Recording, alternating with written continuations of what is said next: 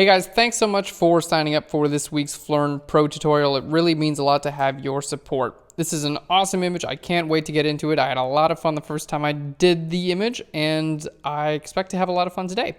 The first go through, I think I took about 3 or 4 hours. I'm going to try to get it done in less than 2 hours today. And let's go ahead and get started. Again, if you guys have any questions at all throughout the tutorial, be sure to leave us an email and we'll help out. All right, let's go ahead and get into it. So our image today, we're working on the going home image. Basically, we've got a couple images that we're going to be putting together. This is a nice background plate. This is basically just a hole we dug in the ground. Now, before we get started here, I just want to talk a little bit about the original concept, and let's just do a little bit of a sketch here because I always start every concept that I do with a sketch. This is no different. Okay, so basically we knew we wanted to have a ground level with some grass and things like that. And we wanted to have our model kind of like reaching down towards the ground. You know, my sketches are absolutely horrible. It really doesn't matter as long as it's kind of clear what's going on to some degree anyway. All right, there we go. Those are feet there. So we knew we wanted to have our model kind of reaching towards the ground. The idea for the concept is this girl was abandoned as a child. She's half tree or half plant and half human. So she's kind of going back to her roots, which is underneath the ground. Okay.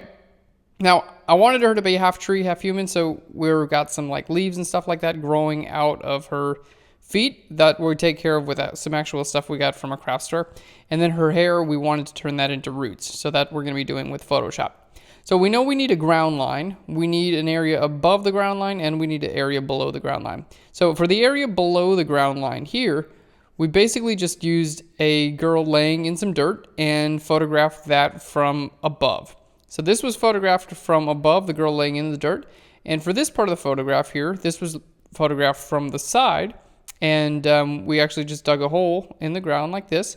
This was photographed from the side, and the girl had her legs kind of sticking out like that. And then the combination of those two shots, as well as a couple other, make our actual image. Now, we just want to keep our lighting relatively consistent here. We've got lights coming from the camera left, but it really didn't matter that much because the light coming from above ground would have been pretty different from the light coming from below ground as well. So again, not a huge deal. All right, so that's the concept for the actual shoot. And now we get to Photoshop it all together. So this is the hole we dug in the ground there, and you can see there's our model chilling back there with our makeup artist. And that's our hole in the ground. Let's go ahead and look at our other pictures here. This is our model actually in the hole in the ground. So this is on our sketch. This is for the top part of the shoot. And this is Amelia. She's a photographer we work with. She's basically just holding this grass in front of our model so I can have something that I can clone in there. Because obviously we weren't going to actually bury our model. All right, this is the same thing on the other side. And again, we're just using the feet here. I'm not too concerned with much else in this image. All right, then we've got this image, which is going to be our image for the underground girl. We're going to expand some dirt out to the left and to the right on this one. This is just another little area of dirt that I can use in conjunction with this. And then this photo was taken maybe a few months ago. Nothing to do with this actual photo shoot. We're just going to be using this as a background template for our actual photo shoot. So again, this is totally separate shoot, but we're going to actually be putting all of them together. All right, so the first thing I need to do is just use my move tool here. I'm going to hit V for my move tool and just shift click and drag from one image into another one. All right, and there we go. Basically, we're just putting all of our documents into the same window here. All right. There we go. And I'll hit full screen. And let's go ahead and zoom out. And now I'm going to go to image and then down here to reveal all. And now we can see everything that we've got going on in our scene. And we're ready to start making our photo. So we have quite a bit of organization to do. This is not an easy photo today. So if you guys find it to be a little bit difficult, you're not alone. This is a difficult image. All right. Well, let's go ahead and start getting our background in place. I'm going to just make all those layers invisible. And our background, this is on its own layer. It's locked right now. And I really don't need everything from the background. So what I'm going to just do is use my move tool, my marquee tool, And I'm going to grab that area out. Just hit Control or Command J. And then I'm going to use my move tool. And now I've got that on its own layer. Our background, we don't even need that. I'm cool with it being transparent back there. All right. Now, some of these images I've scaled down just for this image. So we can just scale this up a little bit. Generally, you don't want to scale things up too much, but just a little bit and you'll be all right. All right. So that's where we want that image. Now, I already know this image is going to be much more vertical than horizontal. So we're going to have to do some more rearranging and things like that. All right. This image here, let's go ahead and just move this right down to about there. All right. And we're probably going to be scaling that down. And then this, we're going to bring right up to about there. So this image is about the same, about the right size. This image is just way too big. So all I need to do is use my move tool. I'm going to hit shift and grab one of these corners here, hold down the Alt or Option key, and it'll scale both of them at the same time. Now, when I'm doing scaling and things like this, guys, I got a cool little trick for you. And I use a lot of these kind of common sense tricks to to make these things a little bit easier. Rules with body length. You guys have probably heard that your foot is about the same length as your forearm. Maybe you haven't heard that, but that's just true. It's kind of weird, but it's true. So what I'm going to do here is make a new layer, and I'm just going to grab a red pen, paint right there, and hold down the shift key and click right there. All right, and that's going to give me the length of my foot. Let me not use my pressure sensitive tablet because it puts a little bit of weirdness in there. All right, so there, hold down shift, click there, and that is the length of my foot. And now we know that's the length of our forearm too. So if you have two images that need to be scaled, you need the person's body to line up with a different image, then you can use little tricks like this to make sure your proportions are going to be right. So we just want this to be about the same length as our forearm, this little red line there. So what I'm going to do is grab my layer 2, hit my move tool. I'm going to bring my little reference point right up to there. And then I'm going to hold down shift and option and grab one of these corners here. And there we go. We're just going to scale it till it's about the same length as my forearm. You get it a little bit bigger maybe. And there we go. So now by the rules of human body proportions, I haven't checked it yet, but we should be good to go. Yeah, that looks pretty good. Her legs look like they're about the right size. They don't line up exactly, but they do look like they're about the right size. So we're pretty good to go there as well. All right, so that was kind of fun. I hope you guys enjoyed that. And there we go. Let's just kind of bring the opacity down on both of those so we can see what we're working with here. All right, there we go, looking pretty good. So we've got our, I know this is a mess right now, but we've got our background.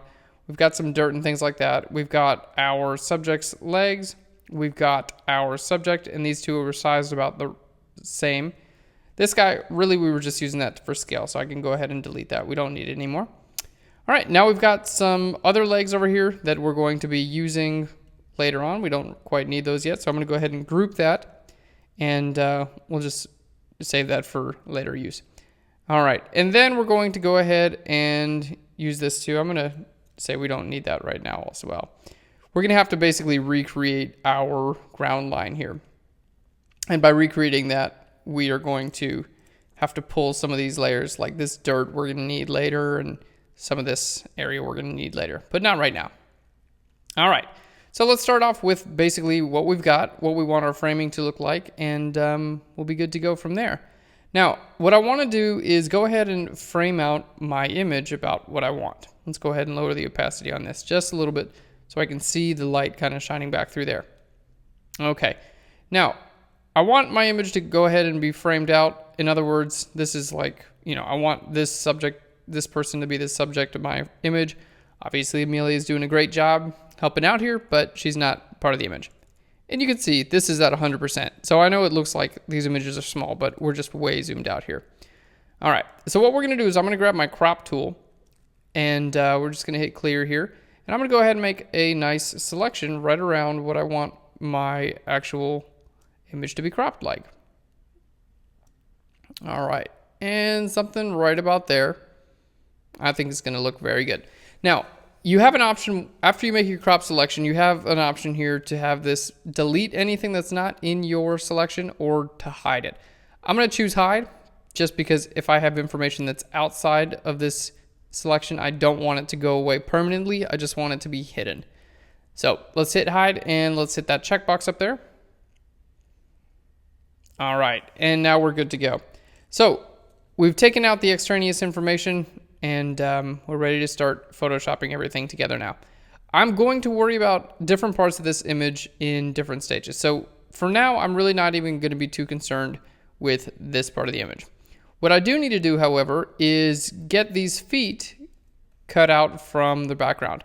Now, we have a couple of relatively difficult tasks with the feet here. And really, it was just kind of hard to set this up in a way that was going to make us easy for us because pretty much we just had to bury a person underground. So we want our grass line. Originally, I thought I might like the grass line up like that, but we're actually going to be pulling this grass line down. And that's going to be pretty fun, but it's also going to make some challenges for us. So we're going to pull this grass line down to right about there. And it's going to make it look like it's coming from right to the side instead of from below a little bit. And we're also going to be using this grass that's here and some of the grass that was in that other portrait to kind of cover this up. And then, you know, all this stuff is just going to get cloned out and things like that. So there's quite a bit of work that's going to go on here. Now, the other thing that I want to do is cut out our legs from the background. I really don't need our legs and to be in this background because we're going to be using this background instead. And we're going to be doing some coloring and things like that. All right. So the first thing I want to do is go ahead and figure out a way how I can select out these legs from the background. Oftentimes, if you have like a nice clean background like we do here, it's a lot easier to select out the clean background than it is to select out the legs. So let's see what we can do with something like select color range. I'm going to go up here to select and then down here to color range.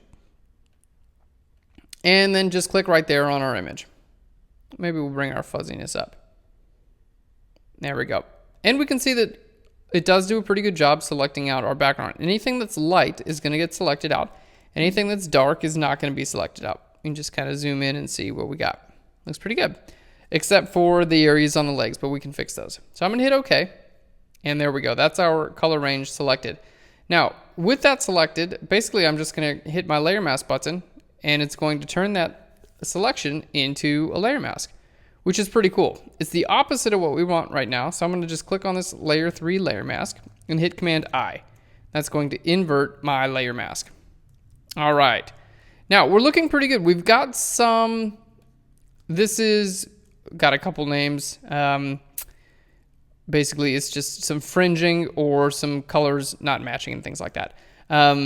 So we need to take care of that sort of thing. But other than that, it's looking pretty good. And there are a couple of cool things to do when you want to take care of this. Let's go ahead and I'm going to click on this layer mask and just edit a little bit more. So we just looking a little bit cleaner here. Just going to paint black on this layer mask with a regular paintbrush. And get Amelia out of there. Get this stuff out of there too. All right. There we go. Sorry, Amelia. There we go. So we're looking quite a bit cleaner now. And I can kind of use the background. I can figure out, where I want it. I don't want the tree line to be in there, so I'm just going to take this right down. And right about there, we're looking good. Now, we've got a couple issues here. And this is where I think a lot of people have trouble when they're trying to do composites like this. They want a nice dark sky as their background. However, there wasn't a dark sky in your original image. As we can see, just hit shift and click on this. There's a really light sky in your original image. And that light sky, what that does, the light sky wraps around and it actually affects the light that's on your subject. So I do not recommend taking an image that has a light sky and trying to put a dark sky in it. It just doesn't make sense because that's not really how light works. So right now, our background here is quite a bit darker than it should be. We've got some weird kind of light and dark issues going on.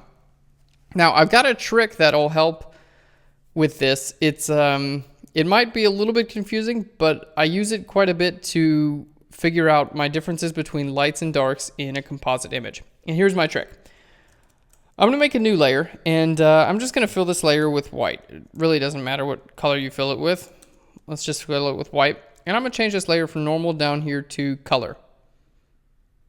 All right, and all this did really is change our image to black and white. And what this does, I use this trick because it takes away all of our color information from our image. So instead of worrying about color information, all I'm looking at is the differences between lights and darks. And it becomes really easy to see if those differences actually make sense, if they look good, if they look bad. And you can see the sky just, it doesn't look good. It's too dark. So what we're going to do is click on our sky image here. See, that looks a lot more natural than that. We're going to click on our sky, and right above it, I'm just going to grab my adjustment layers, and we're going to go up here to levels. Now, this is just going to allow me to adjust the brightness, and because it's only right above my sky, let's just bring that up. It's only above my sky, it's going to make it just brighter where the sky is. All right, so let's click on our levels, and I'm just going to take this and start dragging it to the left. All right, that looks pretty good. Maybe I'll take my dark point and drag that over too. All right, and there we go. We're looking quite a bit better. So you can see just the levels adjustment layer. I've got this black and white layer on just so I can see when things look good and look bad. Now, what this also does, magically, almost always, we'll see if it did it well here. A lot of my fringing issues, you can see like right here and things like that, it's taking away these fringing issues because it wants these plants want to have a light outline to them. You see they've got that light outline right around there. They want that. And by making your background a little bit lighter, it gives them what they want. So just look at it as playing nice with your image. You don't want to try to make your image into something it's not. If it's a hippopotamus, make it a hippopotamus. All right. There we go. So let's go ahead and delete this black and white layer. We don't need it right now. And we can see this goes from looking gross to looking good very quickly and easily. Now, if you wanted a darker sky in your image, well, you just have to go out and shoot with the actual dark sky there. Let's go ahead and hit Alter Option and click on our layer 3, and we can look at the layer mask now on layer 3. And I'm just going to take this and paint white on these legs because, you know, it's not doing what we want in a couple places. All right, this is where I went and painted in with my brush tool here. Let's just get that area away as well and bring some of that in. Now this leg here, normally I would go ahead and clone that in, but because we have a light area on our actual skin, it's going to reflect the light colors that are in my environment, and I think it actually makes it look pretty good. All right, now if I want to move this around, I can still move it around, and it won't really mess with my layer mask that's underneath there. All right, that looks pretty cool. Now I can change these colors around and kind of do whatever I want to. We are going to go with a cool color. Let me just grab my color wheel. We're going to go with a great color scheme here. We are, and this was actually done before the image, we're going to be using a tetrad of colors. We're going to be using red orange, we're going to be using yellow green, we're going to be using blue green, and we're going to be using red violet. So we just need to find a place for each one of those colors in our tetrad and we'll be good. And my background is going to be red violet. So we'll get to that in a bit. So are my flowers there. All right. So we're looking pretty good already. We've got our legs cut out and we still have quite a bit more we need to do with this, but we're doing okay. So now that those are cut out and we're pretty happy, what I want to do next is basically take this level of grass down a bit. And this is one of the harder things that we need to do with this. So let's go ahead and these layers don't really need to be visible right here. We're just playing around with this layer. So don't think about these layers when you're doing it. But basically what we're going to do, I'm going to make a copy of this layer. All right. And I want to go ahead and apply the layer mask to this layer. So I'm going to right click here and say apply layer mask. Now I'm going to use my marquee tool. So let's hit M for our marquee tool. And I'm just going to click this area here. And I'm going to use my move tool and just shift and drag it down. There we go. And right about there, we're looking good. Deselect that out and we're okay.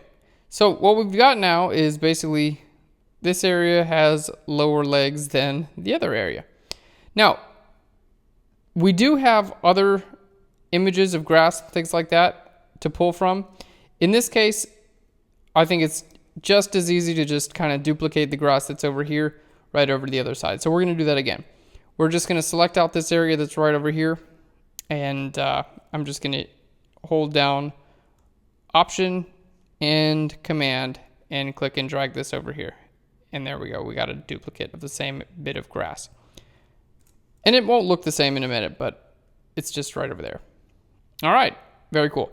Now, these are the only two areas I really need of this layer. I know this is kind of confusing and maybe I'm doing it the hard way, but I've just selected out those areas, inverse my selection, and hit delete. All right, so you know what? I got to back up because I did something wrong. This area, we brought this grass down, but this area, I have to actually get rid of this grass here too. So what we're going to do is use my eraser tool real quick. Even though I'm not a big fan of the eraser tool, it's the quickest way to get rid of this. All right, now what we're going to do is select out this area, and I'll just put it on a new layer. Why not? Command J to put it on a new layer, Command J to copy that, and we'll just click and drag and move it over there. All right, there we go, and we can just delete that layer out. So what we've got is two bits of grass, and they're a little bit lower than my original grass. I know this seems like quite a bit, but it was important for me to lower the grass. So there we go. All right, we've got these two layers here. Let's just go ahead and merge those two layers. Shift click the two of those and hit Command E. There we go. And now on this layer mask here, we can just basically paint away. We're just going to paint with black here. Paint away all this because it doesn't need to be there. And instead, you're going to be left with a grass line that's a little bit lower. All right. And when we get to here, we're going to use some other fun tools to make sure our selection is right. All right. So we'll just do a relatively rough job right now. Again, I'm just using my brush tool.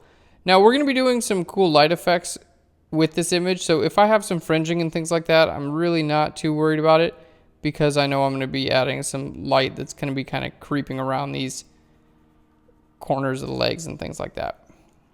All right. There we go. And let's see how we're looking. Yeah, pretty good so far. Okay. Let's go ahead and zoom in and just layer mask this area out. Now, I know this is a bit confusing, guys, and I apologize about that. I'm trying to keep it simple, but it's kind of a hard thing that we're doing here.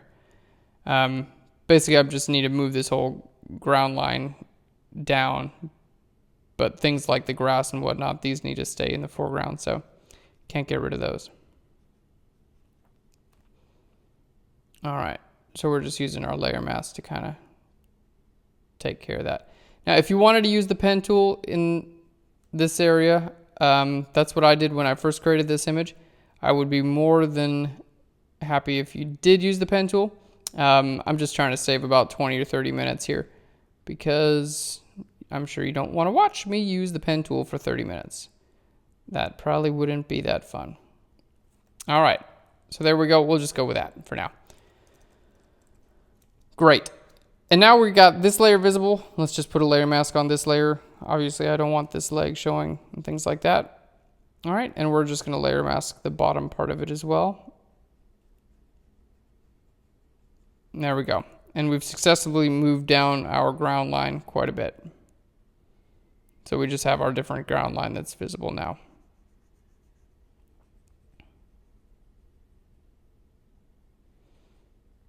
All right, and we just need to layer mask this away from there as well. Very cool. All right, so we've got our ground line in there. I think we're looking great so far. It's taking care of a couple of our issues. Now, another one of our issues is obviously all this stuff here that we're going to take care of in just a bit.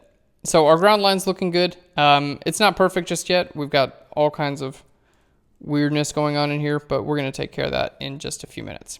All right, what I want to do is just kind of lay down the base for our composite, make sure everything's kind of just in place, and then we're going to go through and fine tune everything.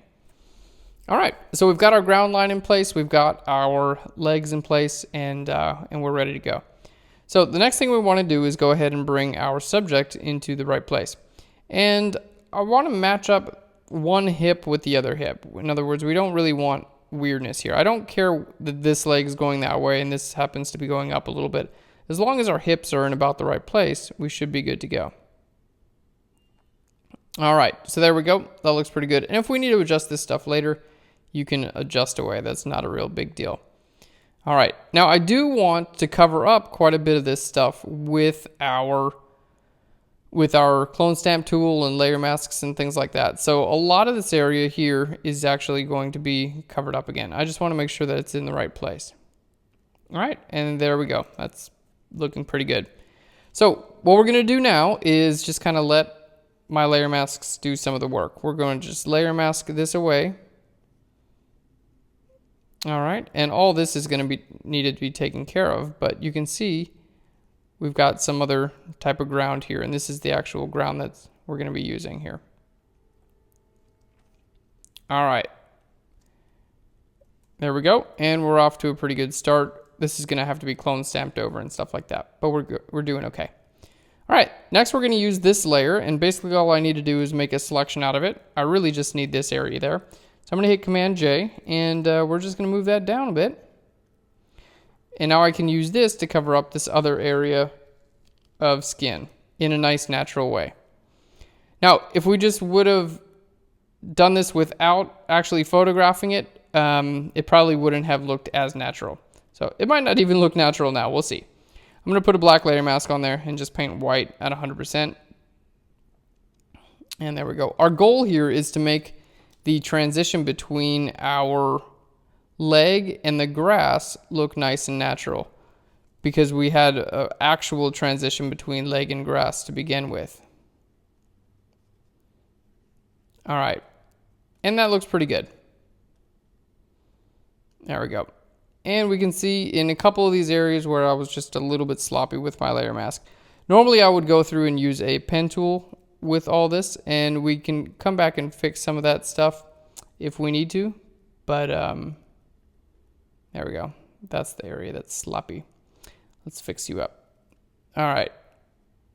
If we need to use the pen tool, I'm not opposed at all to using one, but it does take a little bit more time, so I'm not doing it more for a time-saving sake. Now, this fringing and stuff like that on the grass, I'm not too worried about that. We're going to take care of all that with a really cool method in just a little bit.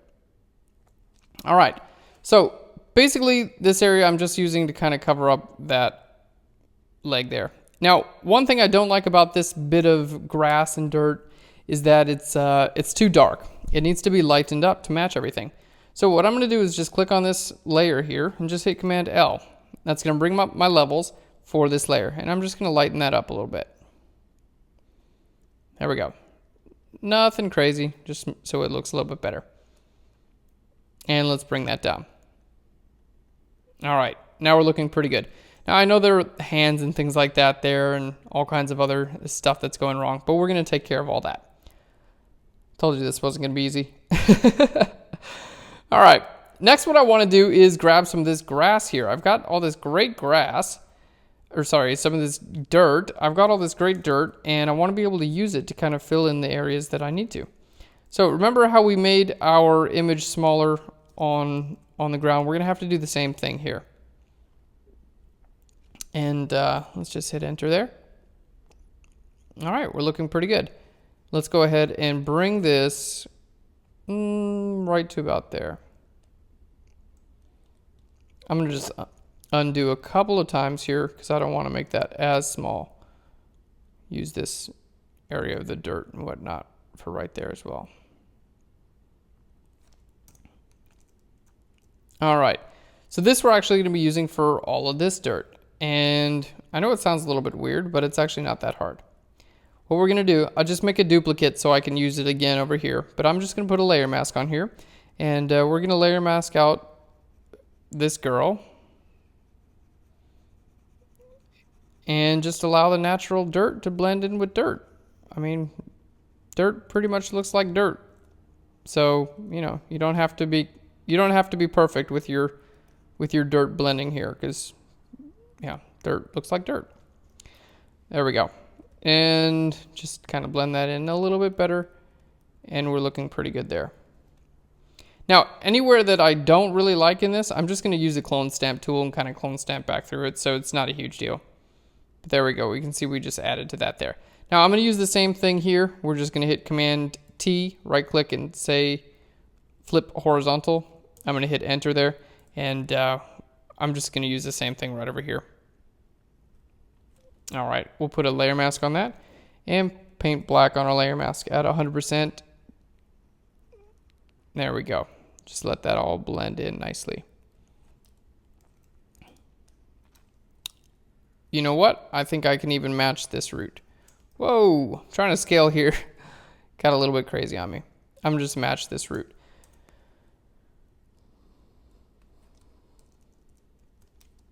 All right, there we go. And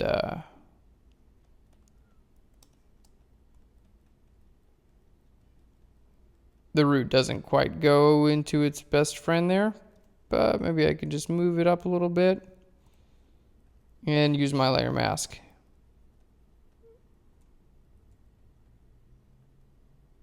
And have these two just join together. Look at that. Best friends. All right. So there we go. One root joins in with the other one, and now we actually have a real start to our root instead of a fakey fake. All right. And let's just go ahead and bring all this information in there. We don't want that as well. And let's go ahead and just get that information out of there as well. So you can see relatively quickly here, we are building our image. I mean, we started off with, none of this was together or looked like anything at all. And we're really doing pretty well here, which is great. I love it. All right. Now I do want some of this area is just going to be a little bit weird where we're kind of blending in one area from the other one. So you'll have to use your layer mask and just get a little bit creative and let some of one layer kind of show through and blend in with the other one. But again, dirt's just dirt, so I think it'll be pretty forgiving.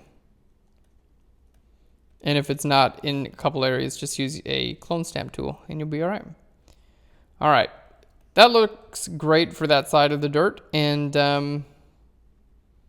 let's see what we have. Well, we got more dirt. Why not use this dirt that we got? This is fun. It's like I'm a little kid just playing around in dirt. All right, now this dirt I can use for the transition line between the ground and the above ground and the below ground. So I'm going to just select out that area and hit Command J. And now we can just move this right up there.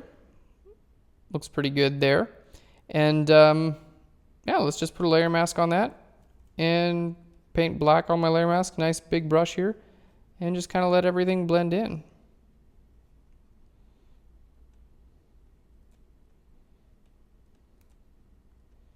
There we go. Looking good. And on the top side, we just want to kill that right under the ground level and not kill it. That's a violent word. Diminish. There we go. Diminish is not the right word either. I don't know. I'm good at Photoshop, not grammar. All right. And we'll just kind of clone stamp that away too. All right.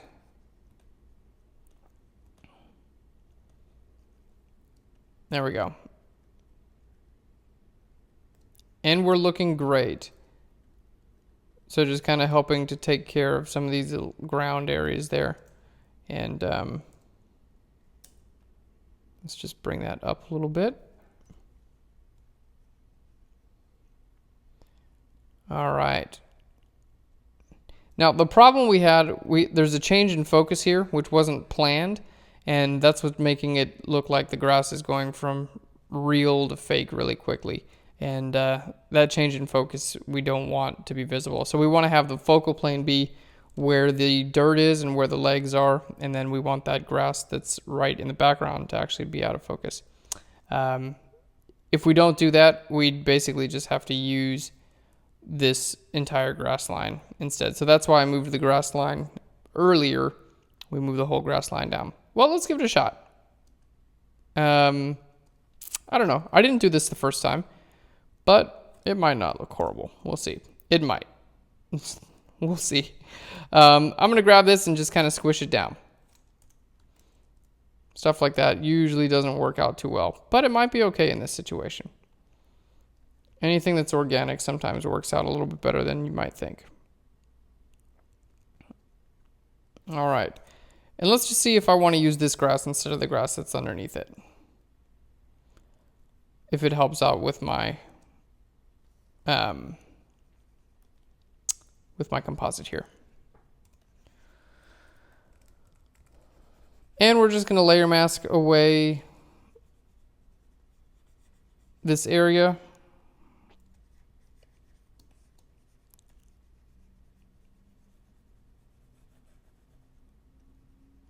There we go.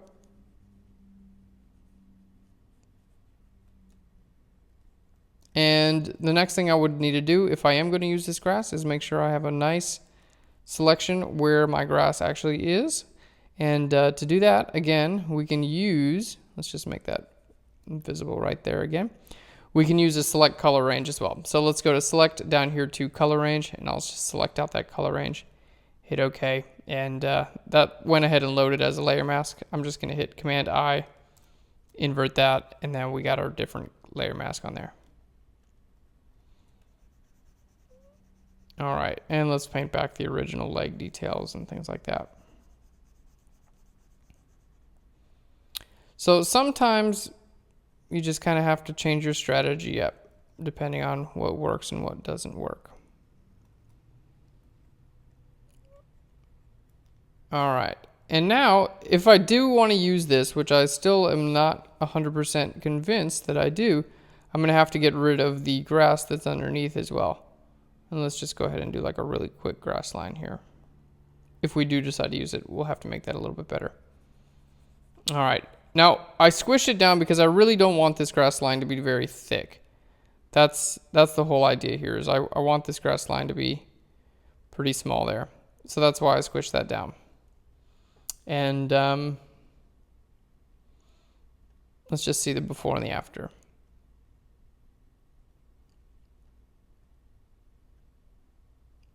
Yeah, you know, I think I like it without this layer, as long as we can get this area worked out.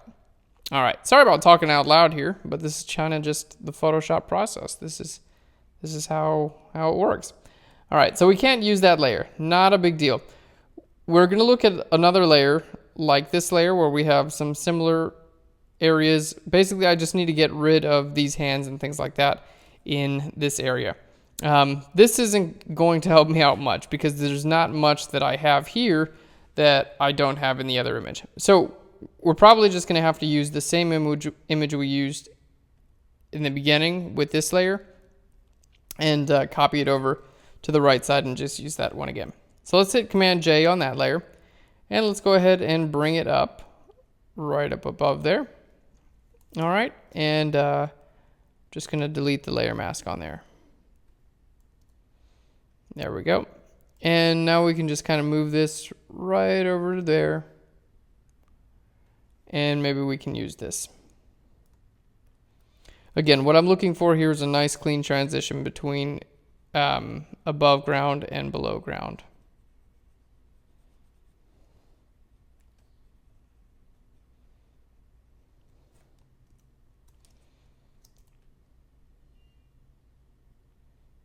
All right, and I think that's looking pretty good. At least we have our out of focus grass and stuff like that matching, which is what we want.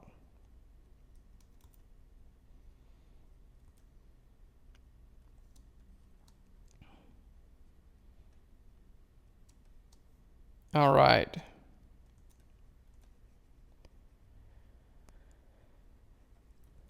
And there we go. Just about done. So most of the hard work here in making all this look real is just working with our different focal planes and things like that, and making sure that everything actually looks like it's kind of belongs. But if you have trouble doing this, there are things like adding artificial blurs and whatnot that you can do to make things a little bit easier on yourself. All right, now this layer, I think I want to move it. Nope, I want to keep it right where it was. But there are a couple places that this layer of grass just kind of isn't doing what I want it to do. Especially right over here in this grass there. So what we want to do here is, let's just move this right above there. Hey, that fixed it. Great. Wasn't sure if that would or not, but it did, so we're good. All right, and let's just bring this line in there.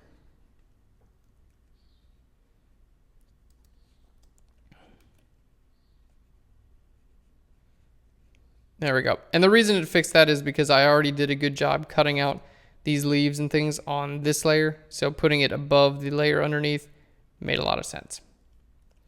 I don't know why I had it the other way before, but hey, no one quite knows whatever goes on inside of my brain. The brain of an artist. Very confusing thing. All right. And let's just go in here and clean this up a little bit more. There we go. And this area, I really do want to be quite a bit cleaner. So what I'm going to do, I'm just going to grab my pen tool real quick. And I've talked about this in previous Flurn Pro episodes. But basically, with a pen tool, you just click and drag. And it helps you to create selections in your image. And basically what I want to do here is just make a selection out of my leg here. And that's not my leg, but her leg anyway. And by making this selection, it allows me to have a really nice clean line right around this area. And it doesn't make it look like fake Photoshop cutoff lines. It makes it look a lot more like genuine, real edge lines of things. All right. So basically what I did is started over here, kind of cut out some grass, moved up the leg. This area is what was ambiguous. Down this blade of grass, and then up the leg again. So now what we're going to go do is click on our work path. We're going to hit Command and click right here on our thumbnail, or you can click on this little button right here, or you can right click and say Make Selection. All right, we're going to feather that by about 1 pixel. Looks pretty good. And now on this area, we're just going to paint black on my layer mask at 100% because we don't want this area to be visible. I'm going to hit Command H so you can see how this works. Just makes a very nice clean selection. All right, now I'm going to hit Shift Command I to invert my selection. And now I want to paint with white. And what this is going to do is it's going to fill in, I need to paint with white. It's going to fill in my leg up until that point, which is great. All right. And I thought this was on that layer, but it's not. So I'm just going to layer mask this out here. There we go. Now we have a nice clean line on our leg instead of something fuzzy. Now we do have a little bit of fringing here, and we're going to take care of all this fringing in just a little bit. I'm going to show you a really cool method that's going to just take care of it all. All right, so we're looking pretty good. We've got everything just about how we want it to look, and let's go ahead and start matching some things and making things a little bit lighter and darker. So at this stage, basically everything's together, but everything doesn't look perfect just yet. And what I want to do is just take a color here with my brush tool and just kind of outline everything that still needs to be changed about the image. And for this process, a lot of the time what I'll do is kind of like squint my eyes or something, or, you know, I try quite a bit of different things, but basically you just want to see what you still don't like about your image. All right, well, we know we've got some issues here. I want to grab a nice pink. There we go. We know we've got some issues here with everything kind of not matching up and looking weird. We've got some fringing issues here and here. These legs are just a little bit too dark, so we need to lighten those up quite a bit. We need to get some color in my background. We need to do quite a bit of retouching on her skin. We need to fix areas like this in the grass, in the dirt. I want to get rid of all the greenery in the dirt as well. I want to help bring the focus to our subject. We're going to use curves and things like that to bring our focus back to our subject. And let's just look at maybe doing some retouching there. We need to brighten up her face a little bit. I need to cover this area up, that dirt area, and I'm going to add a light area there and a dark area here to make it look like it's kind of breaching the skin there. You're breaching the surface of the dirt. All right, so that's quite a bit we still have to do now. Now let's go ahead and look at our legs. So I know everything's just kind of in a bunch of layers here, and that's just gonna, I don't know, be a little bit bothersome to some people, but we have to work with a bunch of layers in this case. All right, so what I want to do now is I'm going to create a new layer above this layer 3 where my legs are. I think these legs need to be brighter. So I'm going to create a new layer right above this. It's going to be a levels adjustment layer, and I'm just going to lighten these legs up a bit. So I'm going to grab my adjustment layers. We're going to go up here to levels. Okay, and before I do, I want to clip this levels adjustment layers to this layer. And what clipping is going to do is it's going to only have this levels adjustment layer be visible where layer 3 is visible. In other words, just these legs and areas like that. So let's go ahead and hit Alt or Option and click it right in between these two layers, and you can see it clips it. If you moves it to the right and gives you that little down arrow there, it's clipped. You can also right click and just say create clipping mask. All right, now our levels 2, we're just going to bring that a bit brighter. Very cool. And we can see it just made our area on that layer brighter. However, I really don't want this visible down here in the ground. So I'm going to put a black layer mask on my levels adjustment layer, and we're just going to paint white at 100% right over the legs.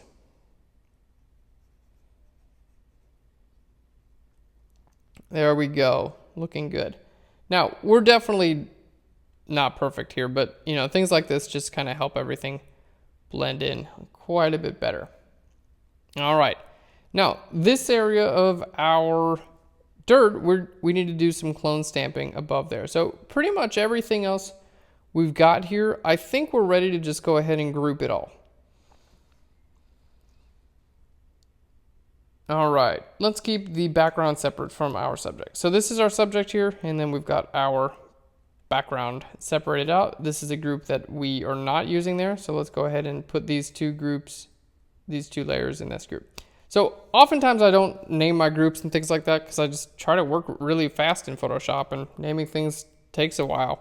But I do keep things that are grouped, things that are similar grouped together. So in this case, I know got my background, got my subject, and layers that I don't use, and then this is my overview of what I actually want to do. And I think an overview is important because it helps you see what's actually going on.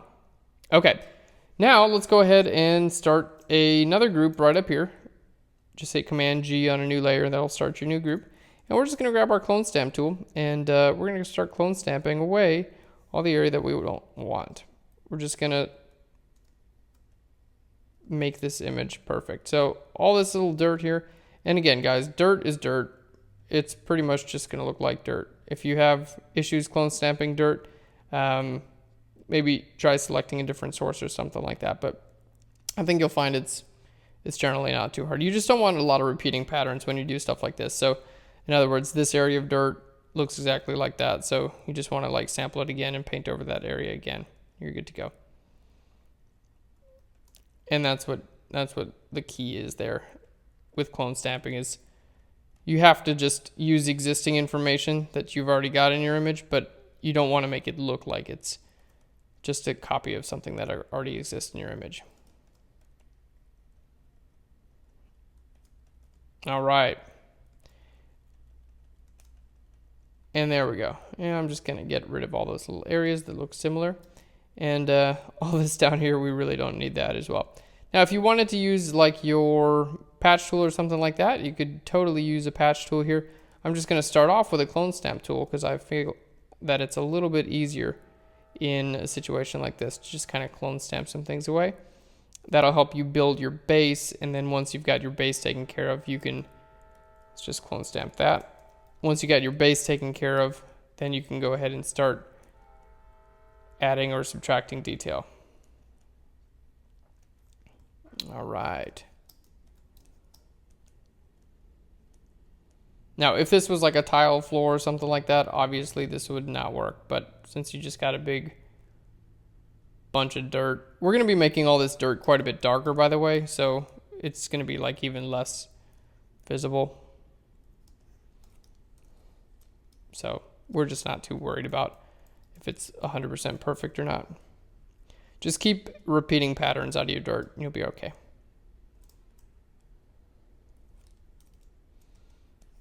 All right, and I do want to take care of all these little areas of greenery here.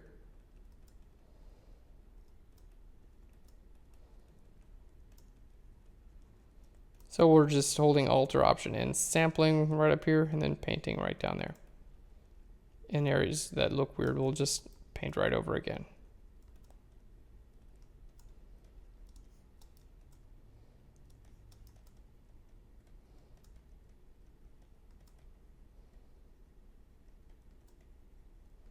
There we go. Looking good. The tedious dirt replacement. All right, and I really don't need this to be perfect. I just don't want it to look weird.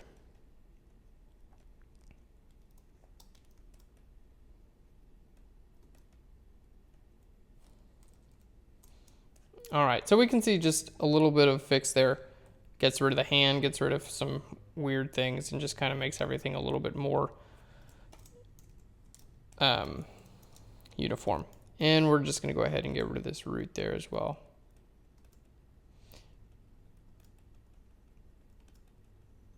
All right.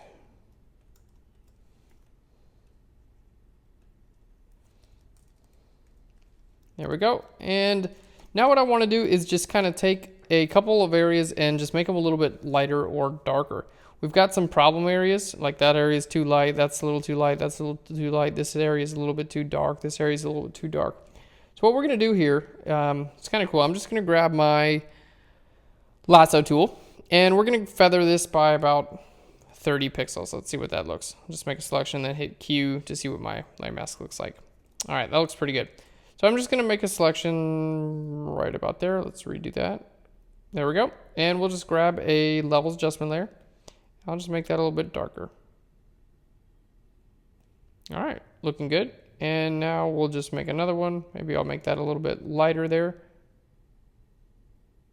That'll help that blend in a little bit better. All right, and I'm just going to keep doing this over and over again for a minute or two. Let's get this feathered a little bit more. Let's say 40 pixels. Basically, I'm just selecting out areas that are too light here and making them a little bit darker, and selecting areas that are too dark and making them a little bit lighter. All right, and what this does is it helps me just bring everything back into a level of similarity that I can work with a little bit better.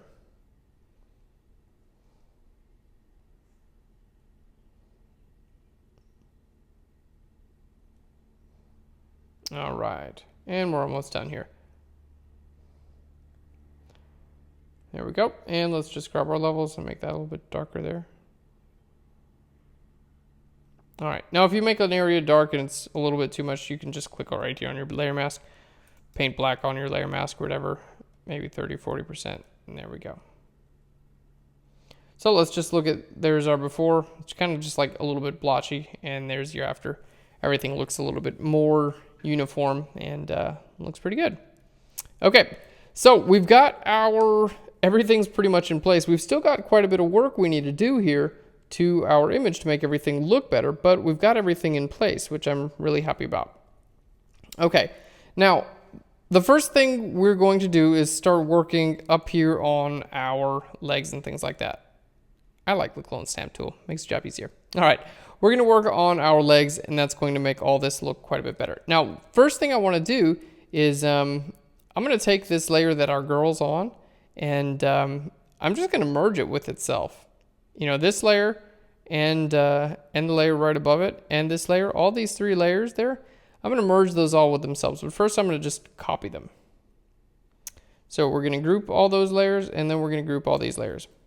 I know this seems like a lot of groups and a lot of layers, but basically these two groups are the same. We got the girl there and the girl there. Now this group here, we're going to just merge this entire group with itself. So we're gonna hit Command E, and now we have a group that's our whole image, but it doesn't include the background. So I can still adjust my background separately. Now I got some cool stuff that we can do with this because it's all merged together. What we're going to do is use a clipping mask. Now, we talked about clipping masks before, and I'll just give a little bit more of an example here. Let's say that I have a layer here and I got pink on it and it's really cool. And then I want to make sure that I do a replacement job with this pink. I just want to replace it with a different color. And I want to do that on a new layer. Well, you can make your new layer, grab a color, what have you. Let's grab green and start painting here. And let's just try to paint, right to the edge and things like that. And yeah, this is not really that accurate. And this is a lot of the time what people do when they would try to replace the edge of the grass or something like that. They just grab the color or clone stamp tool and just try to be pretty accurate. The cool thing we can do is use a clipping mask, and that's going to make this layer only visible where the layer underneath it's visible. And that just takes away a lot of the guesswork. So to clip it, again, all you have to do is right click and say create clipping mask.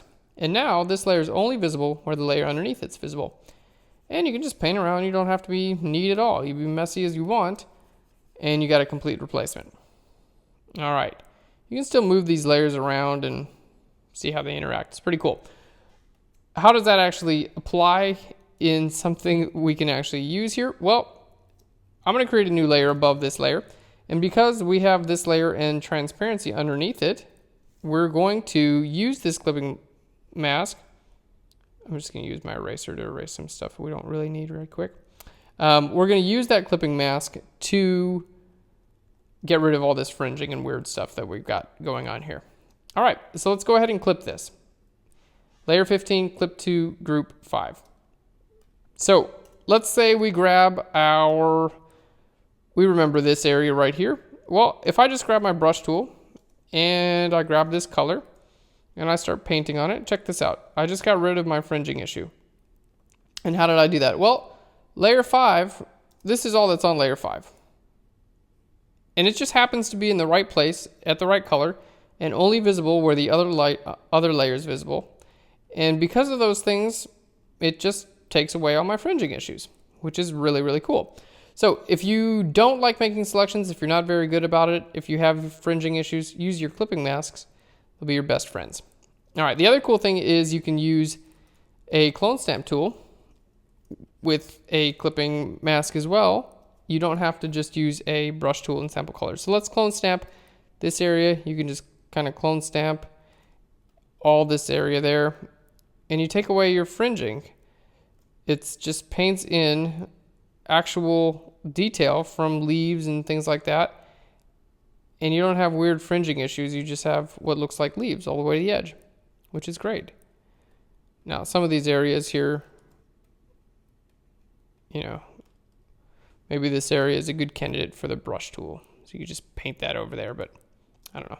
We're just going to erase some of these areas because we don't even need them. But by using our clone stamp tool, it just allows us to get rid of our fringing. And it's just a really nice, clean way to bring detail into where there was no detail before. All right. There we go. Looking pretty good. And let's do the same thing here. Just clone stamp right up there, and we can see it just gets rid of that light fringing.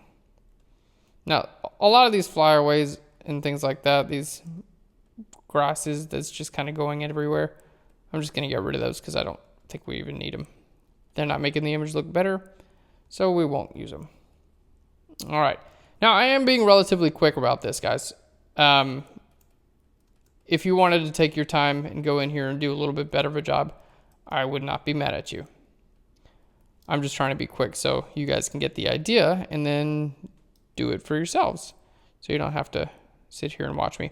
Because the first time I edited this image, when I went through and did everything very precisely, etc., it took me about 3 or 4 hours. So trying to keep this under 2 hours here. All right, and then you can just kind of grab your brush tool, and even on these areas of fringing, just kind of, just paint with the right color. Brush tool or clone stamp tool, it really doesn't matter.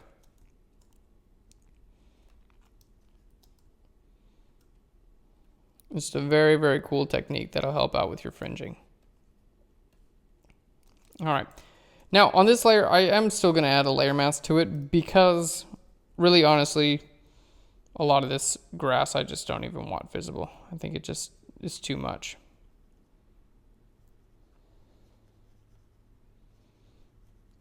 All right, there we go. Someone once told me if it doesn't add to your image, it takes away from your image. And I totally agree with that. And let's take away this as well.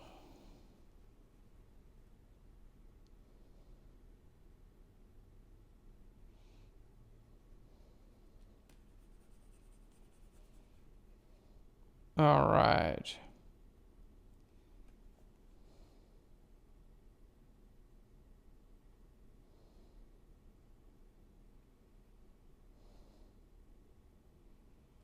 There we go. And we've got a little bit more fringing there. I just want to take care of that with the brush tool. And maybe we'll just grab the clone stamp tool and kind of clone stamp that in.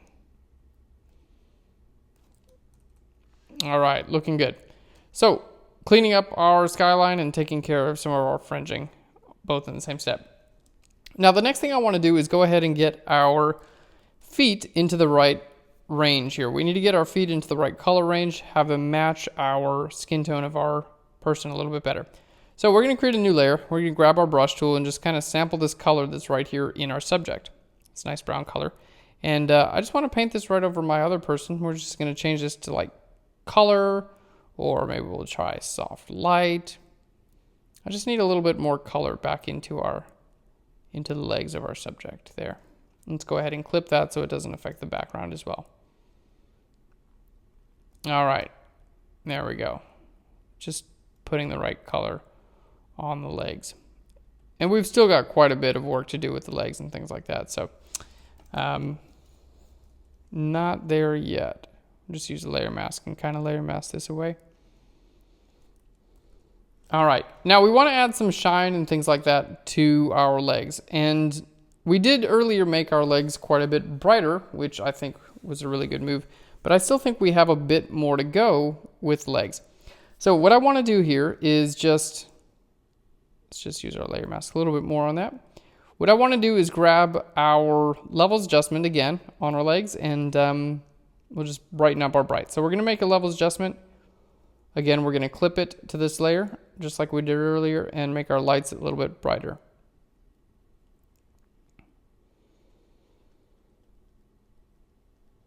All right, and I'm going to go ahead and put a black layer mask on there, and then just paint white right here on my layer mask, right here on my legs.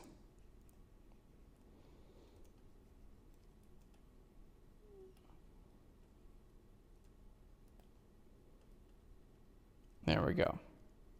We just want this to be like a bright, happy, kind of cheery spring fun image, and which means we really don't want much darkness in it, because really quickly this could turn into like a dark, grungy, nasty image. All right, now what I want to do is go ahead and take care of my masking tape and things like that, and to do that we're just going to make a new layer. You can use things like your clone stamp tool, you can use healing brush tools and things like that. I'm going to just start off with my clone stamp tool, and then I'm going to come back in with my brush tool. We're going to be using our brush tool quite a bit today for some really cool methods here. All right, I don't even like my clone stamp tool in this case. I'm just going to grab my brush tool and paint it about 20% opacity and just kind of sample the colors that are in the actual skin of your subject here, and then just start painting them in, just like we did with the grass. Same exact thing. Instead of using a clone stamp tool, we're just using our brush tool. Paint in some shadows and highlights and things like that. So again, all I'm using is my brush tool. I've got my left hand on my option key, and every time I click option, every time I hold down option with my left hand, it samples a color, and then I could just kind of paint it right over there. So if you're thinking that this technique destroys skin texture, you're totally right. It does destroy skin texture. Usually I'm not too concerned about that at this distance. You can always add skin texture back, and you can do so with like a layer mask or a patch tool or something like that. You can add skin texture back really easily most of the time, especially if all you need is the texture. So what we want to do is get rid of this tape, and if we feel like we need to add skin texture back, we can always do that. There we go. Because we did actually have to tape all of this to our subject.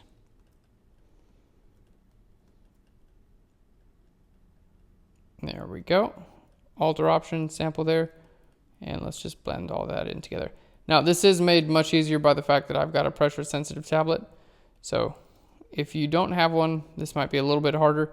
I'd probably recommend using a clone stamp tool. You could paint with larger areas and then use your layer mask to just kind of blend everything in. By painting with larger areas instead of smaller areas, what you do is get a lot more blending. My brush is on 0% hardness while I do this, by the way. My brush is pretty much always on 0% hardness. All right. There we go, just kind of taking care of these things. Now, I do want to add some light to the skin of my subject. Let's just kind of get rid of some of these things. You can use the brush tool for skin retouching and things like that, especially if you do it at like 10, 20, 15%.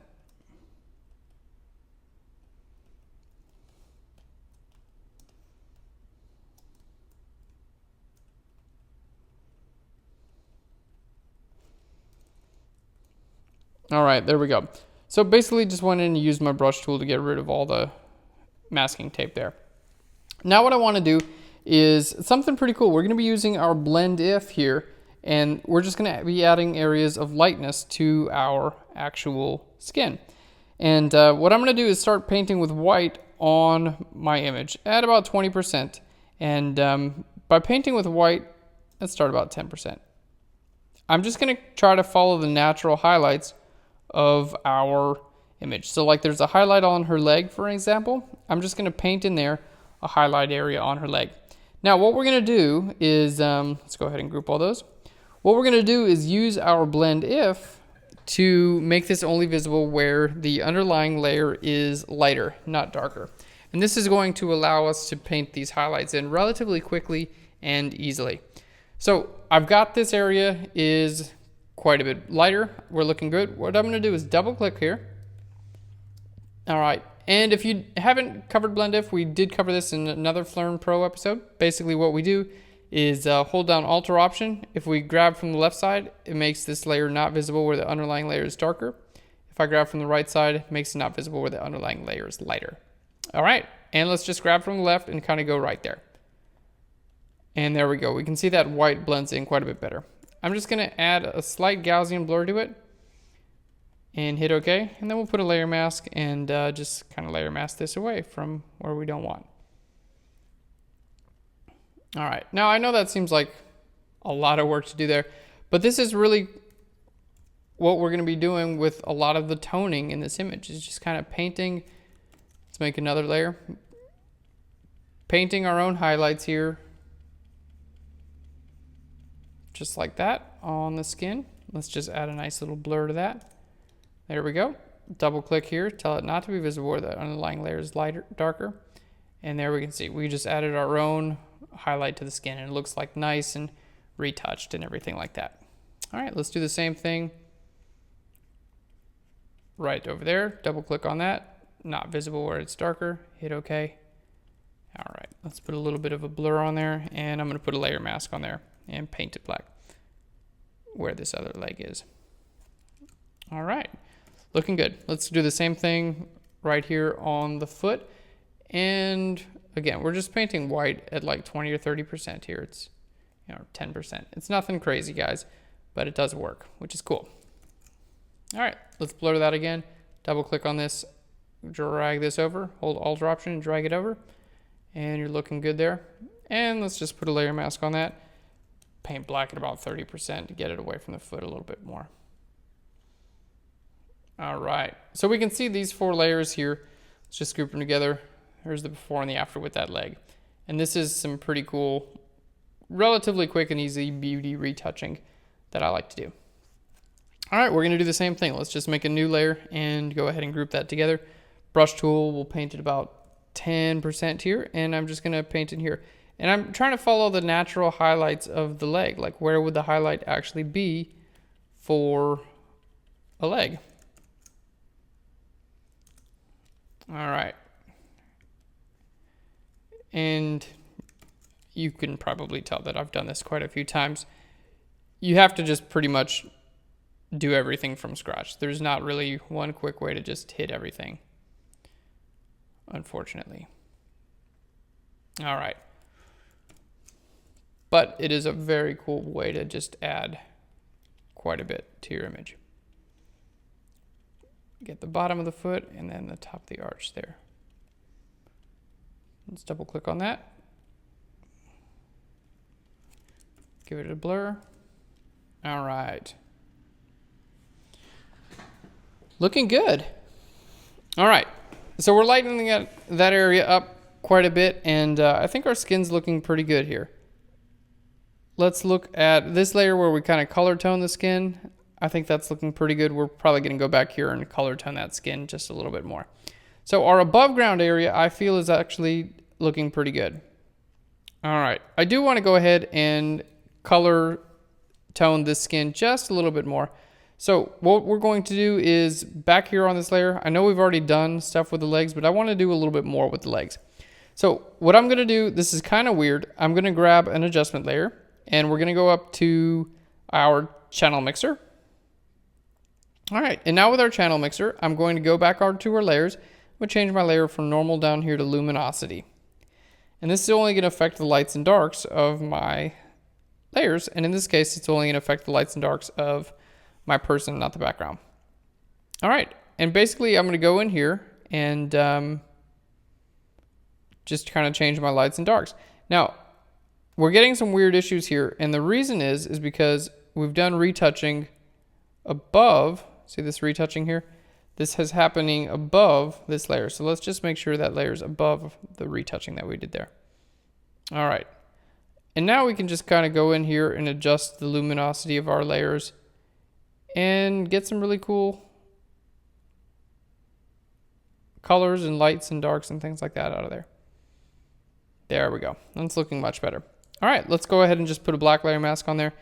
And then I want to paint white on my layer mask at 100%. So the channel mixer just gives me a little bit more control than some of my other tools in Photoshop. It just lets you alter the mess out of an image, which can be very dangerous, but if you really need something to be brighter and more happy and fun, it's a great way to do it.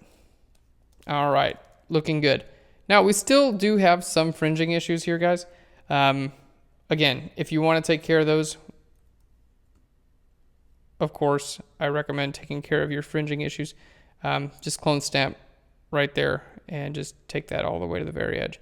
Again, I'm trying to do this relatively quickly today, so I'm trying not to spend a whole lot of time on it, but anything that's horrible, of course, I'm going to take care of. All right, now let's just take this area here. I'm going to grab the pen tool. I'm just going to cut this area off. It looks weird. So pen tool, we'll just bring this right in there. And there we go. Make a selection that's right up around that area there. So really all I care about is that line there. All right, we've got that line. Our paths, I'm just going to command click on that. And right here on my layer for this layer mask for this group here, I'm just going to paint black at 100%. And because it's inside that selection, it's just going to go away there. And we have a really nice clean line. All right, because that did look kind of weird. Looking good. All right, now let's do a couple more things. You can see I'm still kind of only focusing on one part of my image. And that helps me just kind of stay on track here. All right, what I want to do is maybe I want to add a little bit of color. Again, we said earlier we want some red violet in here. We want some red orange. We want some yellow green, and we want some blue green.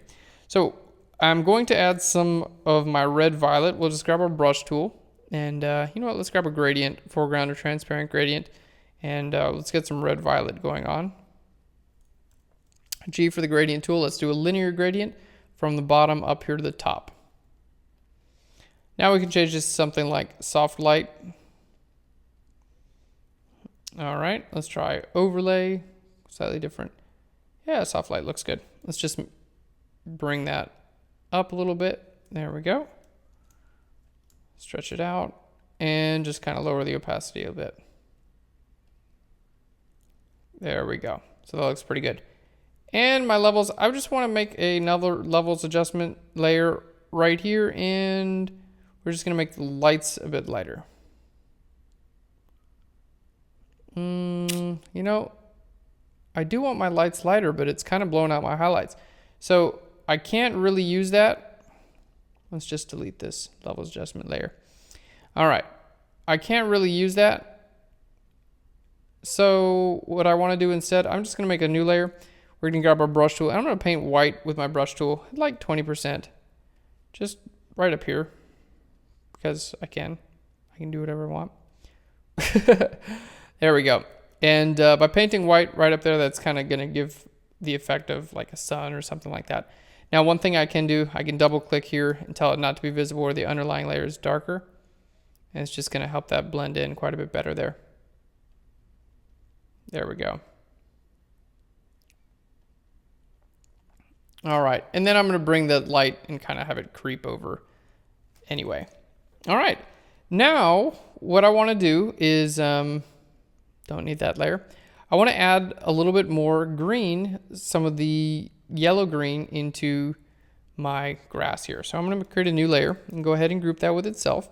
And what we're going to do is just going to grab our layer. We're going to grab a color here, and we just want a nice yellow green. All right. And we'll just click right about there, and there we go. Let's hit OK. And I'm just going to paint in this. You know, I didn't even grab that color. All right, there we go. Let's hit OK. And I'm just going to paint with this color now right over my grass.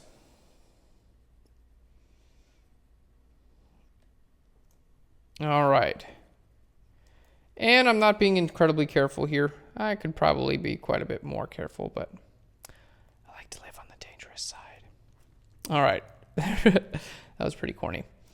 There we go. And we're just coloring all this, and it's going to change the color we want. However, it doesn't need to be in its own group. I made a mistake by making it its own group because we want to be able to use this to clip it to this layer. And that's going to make it so we don't even have to use the layer mask and stuff like that. So we want to be able to clip it there, and now we don't even have to be precise. A little bit more precise here. So I think the first go around I went through and actually painted this with a paintbrush. It took, I don't know, maybe 45 minutes because I was really, really precise with everything here on the legs and whatnot. So not saying you guys have to do that, but if you do want a really precise area, sometimes it sucks, you know, sometimes you just got to go in and paint green over grass for 45 minutes. I mean, that's the part of Photoshop that's not fun, but if you do it and it makes your image a lot better, then it's worth it because your image will be around forever. 45 minutes in 10 years won't really mean a big deal. That's how I see things anyway. I like to take my time and do things right. All right. Except for right now, of course, because I don't want to waste your time. All right, and we're just going to go in here. I'm painting this green over the plants, and we're just going to change this blending mode of all this green in just a minute. And lower my opacity so it doesn't look so weird.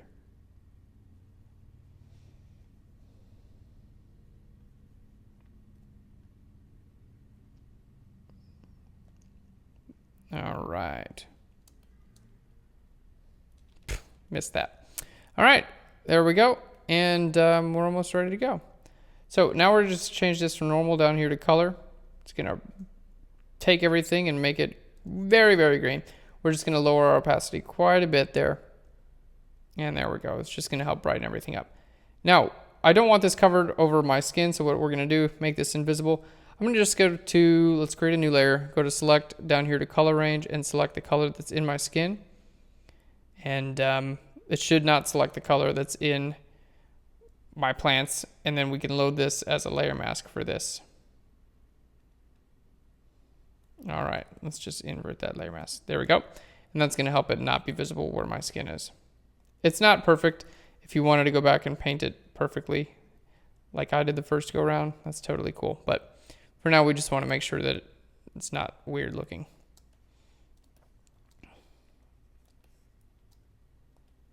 All right, there we go. And just the same that we did that with the greens, now we're going to go through and we're going to grab a nice red violet. And we're going to hit these flowers as well. We're going to clip that and change this from normal down here to color. Because we want this to be nice and bright and happy and fun image. So this color palette that we got was designed before we ever even started this image. All right. There we go. And let's just lower the opacity down on that as well. All right. And we're looking pretty good. So our above ground is looking really quite good. There are just a couple more things that I want to do to it, but I think we're going to do those. We're going to wait to do those for our finishing touches. All right, now our below ground shouldn't take as long because we really don't have to worry about masking issues and things like that. So our below ground area, the first thing I want to do, let's go ahead and color it a little bit better. And let's just create inside of our group here. I want to color the skin first, but first I'm going to brighten it up quite a bit. So what we're going to do, the same thing we did to brighten up the legs, I'm going to grab one of these adjustment layers. We're going to go up here to a channel mixer.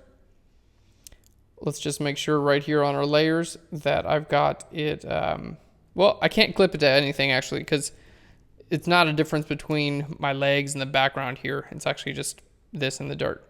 So it really doesn't matter. Let's just click on this channel mixer and I do want to make this a luminosity. There we go.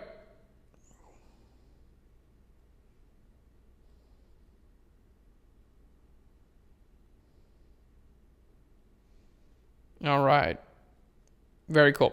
And now let's have this only be visible where her skin's visible. So we'll just put a black layer mask on that and paint this white at 100%. And a lot of the time when I'm doing this, it's just kind of a back and forth thing. It's hard to see from the get-go exactly what you need to do to every little pixel on the image. So it's like, I think that's about right. And then we'll go through and change it and then go through and change it again. All right. Can't get my zoom figured out. There we go. So just brightening it up a little bit looks a little bit better. That works with the shadows and the highlights. That's why I like using the channel mixer, by the way. Next thing I want to do, I'm just going to take some of this color that's in this dirt there. Let's just brighten it up here. And we're just going to paint this over here and put it to a soft light layer right here on our skin to make it seem like our skin is a bit more dirt color.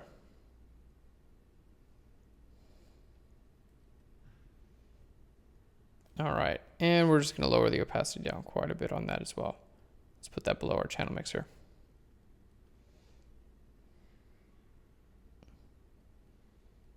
All right, looking good. So we've got our skin worked out just a little bit better, and I do still want to do quite a bit of retouching to her skin as well, and we're going to be using some of the same techniques we used for the legs. So the first thing I want to do is just clean up everything.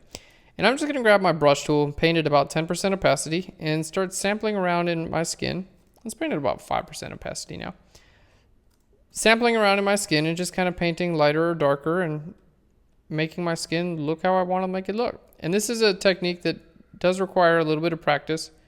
It's basically we're just completely resculpting a person's skin based on what we think looks good or not. And we're using just a paintbrush to do this. So it's a little bit more advanced, but it's my favorite way of retouching skin. I think it's great, and I'm going to be doing an entire Learn Pro tutorial on retouching skin, and this is one of the big techniques that we'll be going over.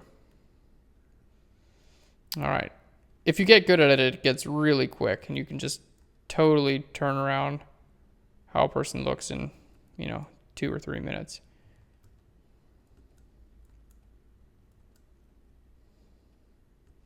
All right, and we can see already the before and after. You can see it's quite a bit of cool effect there. All right, and let's just go ahead and paint this in. Now on a new layer, we're just going to have to, what is that going on with her arm there? I don't even know what that is. It's kind of weird. All right. Let's see about one of these groups. Let's see about making all these groups invisible, and somewhere in this group. It's probably just not my layer mask. Okay. Well, something weird happened along the way, and we're just going to have to go back and fix it from the top. Usually I like to go through and find it on the bottom. In other words, where the actual source of the problem was. But in this case, I don't know that we have time. That might take 20 minutes to go find it. All right, so what I want to do is I'm just going to clone stamp this area right over there. So we've got skin and dirt, and then I can just kind of move that around there and put a layer mask on it. And now we've got skin and dirt again in a different place. And you can just kind of merge the two. So you don't have to create an artificial transition between skin and dirt. We have a real one. I just copied it over, and we can just do it again if you want. Grab our clone stamp tool. You could even use an area like on her neck or something like that. Just clone stamp it right over there. Move this up, and let's just rotate that around. All right, and let's put a black layer mask on that. Paint white at 100%.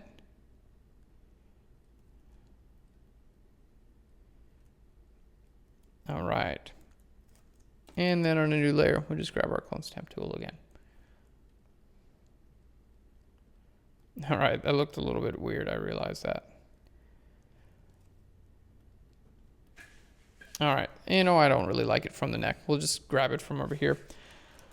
I tried to show off, but it really wasn't a good idea. All right, if I do clone stamp again, let's just grab this area. You can also do another cool method here. You can change this layer from normal down here to darken. And it should just allow you to just put this kind of wherever you want. And there we go. It should just darken it up. All right. And on a new layer, let's just use our clone stamp tool. There we go. So instead of having like an artificial transition between dirt and skin, now we have something that is actually has some detail and whatnot in it. And I like that. All right. Now we've covered up quite a bit of her leg and things like that, which I'm okay with. But the problem here is it really kind of separates out the bottom from the top of the image. So what I want to do here is a little bit of kind of cheating, I guess. We're just going to make a new layer. And just because I think it's going to look better, I'm just going to make a copy of this area here and just kind of move it up and put it right about there. Why not? Doesn't really matter. Yeah, we'll just move that up. Let's just hit Command J to copy that area there. There we go.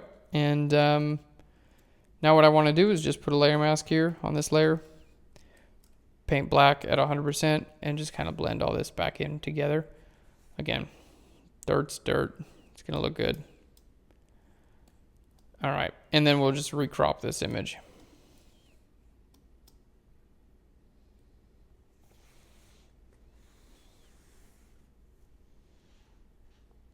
And there we go.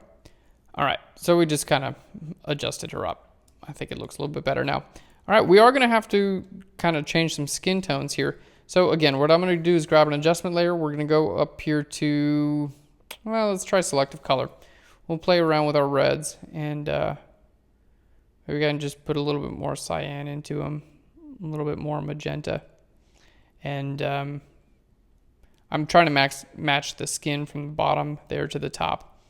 So let's put a black layer mask on there, paint white at 100%, and there we go. I'll just paint this right over her skin.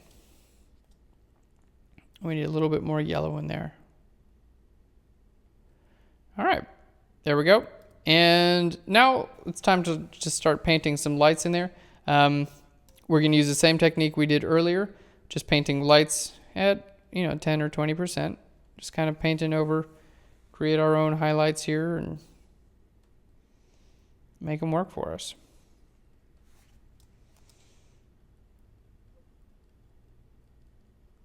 All right, we'll double click there, alter option, tell this not to be visible where it's darker on the underlying layer. And if you want to leave that just in normal blending mode, you can do that, or you can try something like soft light. That's just gonna lighten it up, but have it blend in a little bit better. And we'll do the same with her face, on her nose, and maybe on her cheek here, and her chin areas. There we go. Let's double click on there, drag that over there, add a little bit of blur. There we go, looking pretty good. All right, now I do want to go ahead and color the dirt that's around her as well. So again, what we're gonna do for that, we're just gonna create a new layer. We're gonna grab a nice red orange.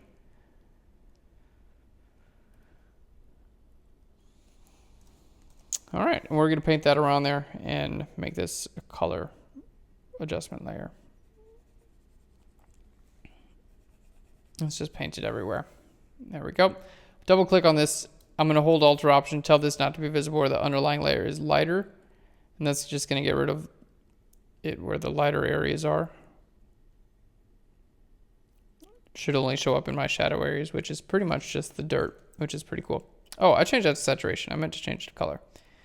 All right, now we're gonna just paint this away from our model and things like that.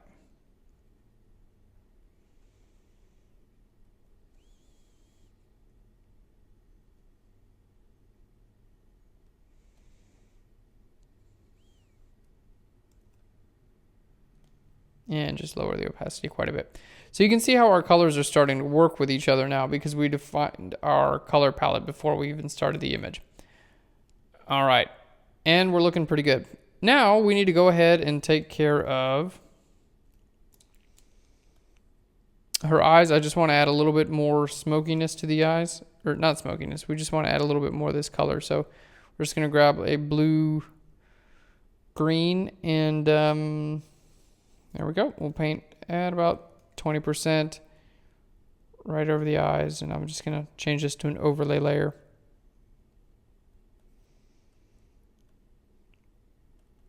There we go. Just to help that blend in a little bit more. Let's add a little bit of a blur to that also. All right, and lower the opacity. So we just bring a little bit more lightness in there. Okay. We've got a little bit of weirdness here with the shoulder. We can fix that with a brush tool. If I just painted about 20% opacity, that was not there in her skin in the actual photograph. So it's probably just me trying to be quick and clone stamping and stuff like that that caused that to be there. But we'll just use our brush tool to get that away. All right. Now this will destroy skin texture when you do stuff like this, guys. So if you do need to get it back, there are a couple cool tips to get it back. Let's just lower the opacity a bit. One cool tip that I like to do is just add some noise to skin. I'll show you how that works right now. After I sneeze, I think I have to sneeze. Oh, I think it's going away. All right, so we're gonna add some noise to our skin, and that's just gonna help out a little bit. So let's just make a new layer here. I'm gonna make a stamp visible by hitting Shift, Command, Option E. We're gonna go to Filter, down here to Noise, and here to Add Noise. And you can see just a tiny bit of noise. I mean, we're not talking about a lot of noise. We're talking about a very small amount of noise. It's going to make it look like there's skin texture again. There we go. Let's make it monochromatic. There we go. So we can see, let's just zoom in. Looks like brush, and now it looks like we have some skin texture again, which is kind of cool.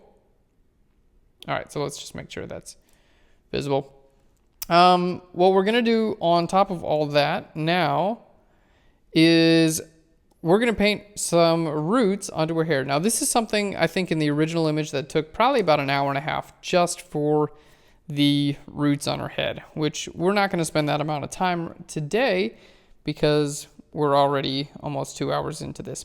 So I do want to go over the techniques that we use for the roots, and yeah, let's go ahead and cover it. But we're not going to spend an hour and a half on these roots. I know it sounds like totally silly and maybe not the right thing to do, but honestly, I just painted these roots with a brush tool. Painting about 10%, grabbing colors, hitting Alt or Option to grab these colors, grabbing the colors of her head, and painting roots on out of there, coming out of her head. And that's why it takes a long time. Basically, a lot of special effects like this, guys, in photos, if you can't find or don't have, photographs of roots, then you're kind of just have to create them from scratch. And I think this is where a lot of people kind of give up, or they don't really want to do, what, I don't know, I won't say do what it takes, but a lot of the time it's just like, oh, I got to create roots from scratch. Maybe I just won't do it. But sometimes it's just what needs to be done. And this isn't, it's not incredibly hard, but it's just mostly just time consuming. I'm just clicking and painting a bunch of different times, and I can kind of blend the roots, from the original roots down here, and kind of just bring these in to there. And I'm painting about 10, 20, 30% here, just holding Alt or Option and grabbing these colors. Now, once you're done with painting your roots out in a way that, let me just paint it about 60% real quick so I can kind of just lay some foundation there. One thing you can do is if you go in your brush tool and you turn on your size jitter, it will help your roots look a little bit less, they'll look a little bit less like a brush. It'll look a little bit more organic, I guess. All right. And this is something, I'm just kind of going way too fast here. This is something you really don't want to rush because it's, it looks way worse when it's rushed. All right. But as long as you've got a foundation here, you can actually go back and clean this up quite a bit, which is pretty cool.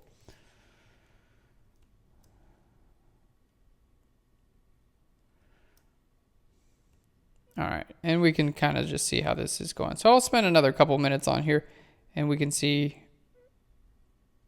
how well it's going to come across, even though we're not going to completely cover everything. We can see how this works with just the brush tool.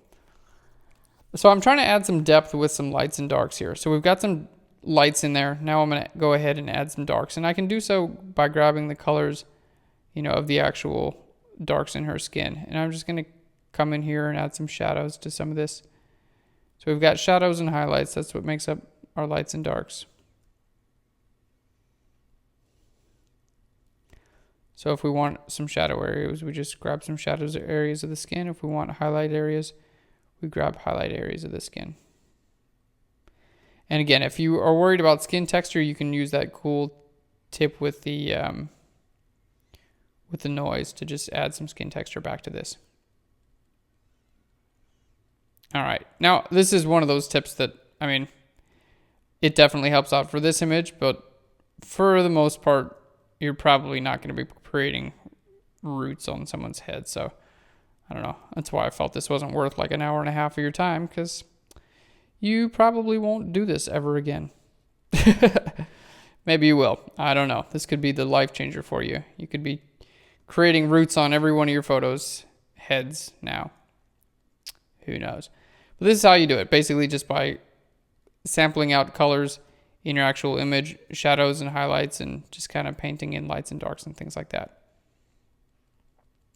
So these roots were all painted in by hand, and I am by no means an expert at this sort of thing. It takes a while. All right. There we go. And we can see from far away that's starting to look pretty good. And really that's about the amount of detail that really needed to be done on the original. maybe a little bit more cleaned up edges and things like that, but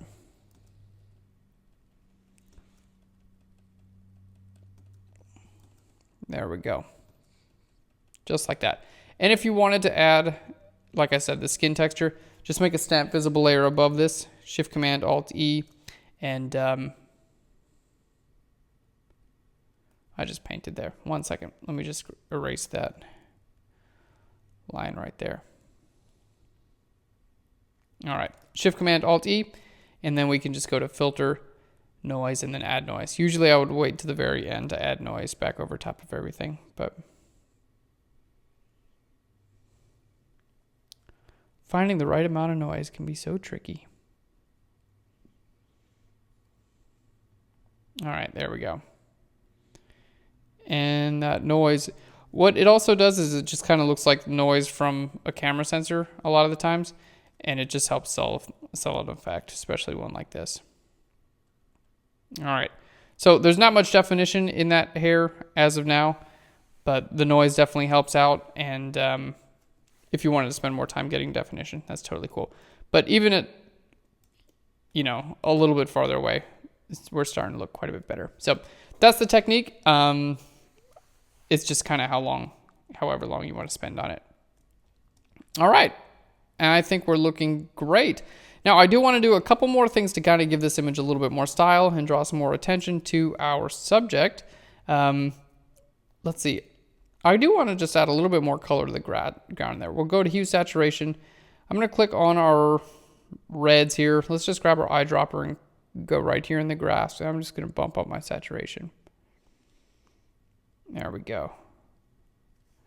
And then I'll use my layer mask, paint black at about 60%, and just get this away from her skin. There we go, because I really do want this to be a nice, saturated, clean looking image. And then again, I'm going to grab this color and now let's use a hue saturation. Let's grab another adjustment layer, hue saturation. There's too much orange here in the skin, so we're just going to select the reds out, grab this orange there, and I'm just going to bring up some lightness in there. And that's just going to select that color range and lighten it up. And then we'll just paint black on the layer mask at 100% under there.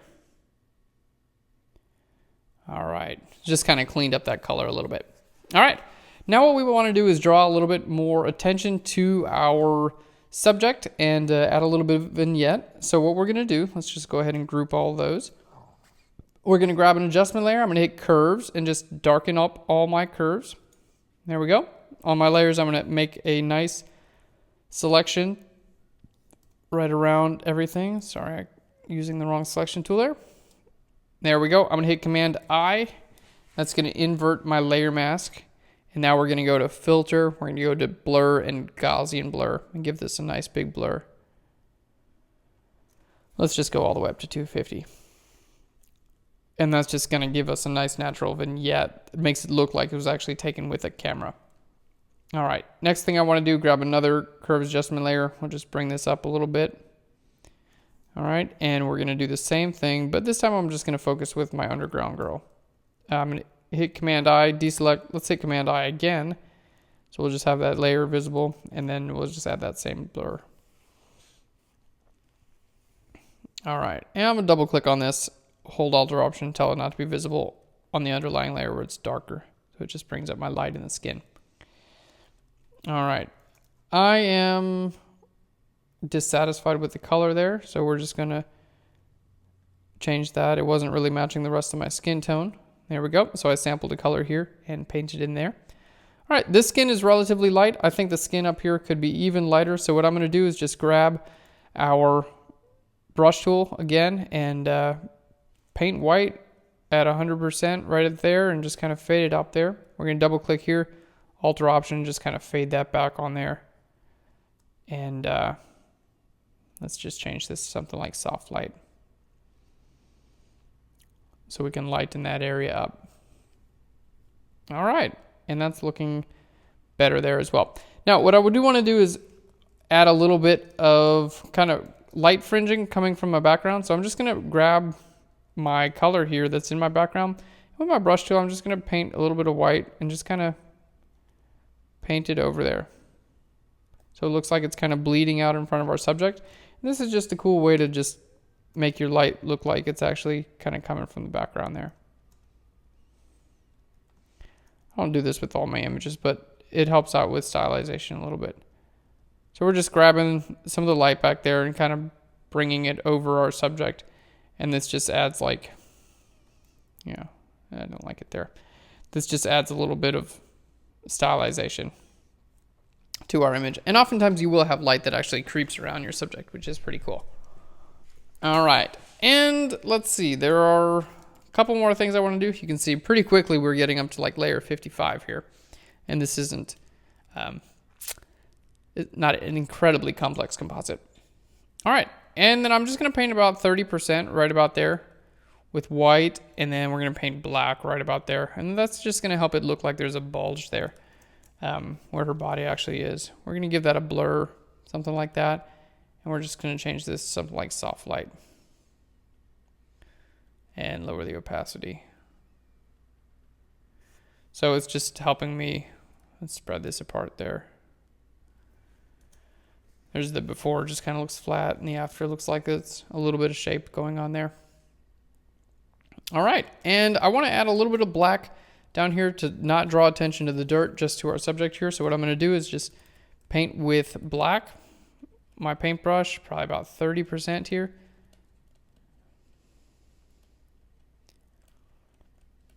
There we go. And I'm just going to double click on here, tell this not to be visible where the underlying layer is lighter.